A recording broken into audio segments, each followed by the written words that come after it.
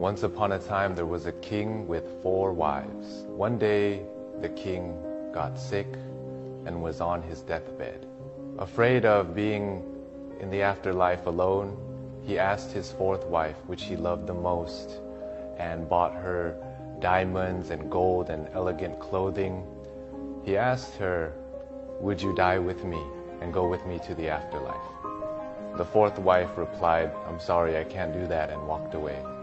He also loved his 3rd wife and was very proud and would always show her off to neighboring kingdoms. So he called on his 3rd wife and asked, "Would you accompany me to the afterlife?" The 3rd wife replied, "I love my life too much, and I'm sorry I cannot go with you. And when you die, I'm going to remarry." His 2nd wife has always been there for him in his times of need, so he asked, "Once upon a time, would you accompany me to the afterlife?" The 2nd wife then replied, "I'm sorry that I can't help you out this time, but what I can do is arrange your funeral, and I will be there for your funeral."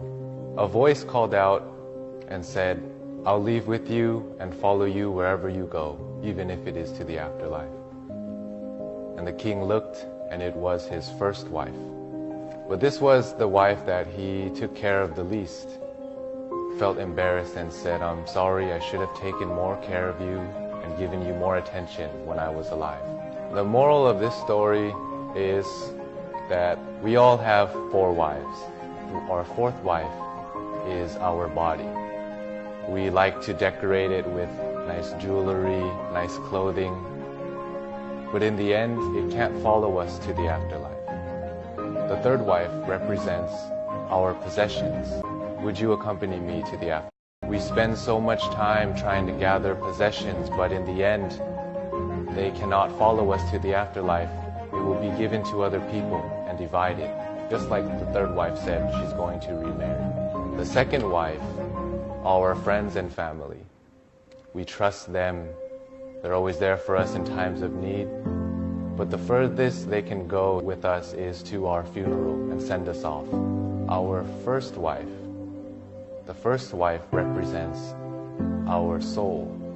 We usually neglect taking care of our soul. That is the thing that will follow us to the afterlife. Care for your body. Keep it healthy. Enjoy your possessions and the comfort they provide. Cherish your friends and family for the love that they provide. But don't forget to take care of your soul. Nourish your soul. Take time to... We spend so